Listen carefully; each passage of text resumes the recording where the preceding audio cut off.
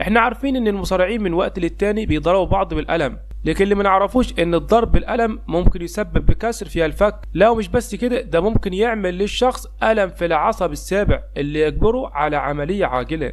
الحركة الثالثة اللي هي باسبول سلايد، اسمها بالعربي اللي هي انزلاق البسبول، وهي باين عليها انها سهلة لما تتعمل بطريقة سهلة، اما اذا اتعملت غلط ممكن تؤدي الى كسر الكاحل، زي ما حصل مع المصارع باج مع مباراته مع كريس جيريكو لما حصل له كسر في الكاحل، والمصارع انزو مور لما وشه اصطدم بالحبال لما جاي ينفذ الحركة. اما الحركة اللي بعد كده هي بادي سلام، الحركة دي ليها شعبية كبيرة في المصارعة ونسبة نجاحها 99%، بس خطأ بسيط ممكن يعمل ارتجاج وإصابة في الرقبة والظهر.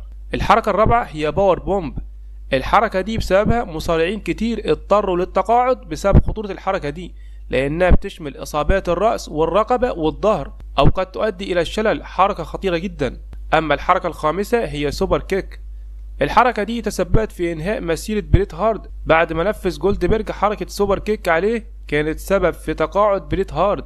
أما الحركة اللي بعد كده اسمها سوسايد دايف، الحركة دي حلوة كل حاجة، بس المصارع بيأذي نفسه الأول قبل ما ينفذها على الخصم اللي معاه، وممكن تسبب له إصابات خطيرة سواء على الكتف أو الظهر، والحركة دي معروفة باسم القفز الانتحارية. الحركة اللي بعد كده اسمها بيل درايفر، الحركة دي أخطر حركة بلا منازع، لأنها بتستهدف أخطر منطقة في الرأس، وهي محظورة على مستوى العالم نظرا لخطورتها الشديدة، ومع ذلك في مصارعين بتستخدمها بشدة، وغير ان ستون كولد اصيب اصابة خطيرة لما اتنفذت عليه الحركة دي من اوين هارت. اما الحركة اللي بعد كده انت نفسك هتستغرب لما هقولها لك، وهي الصفع او الضرب بالقلم.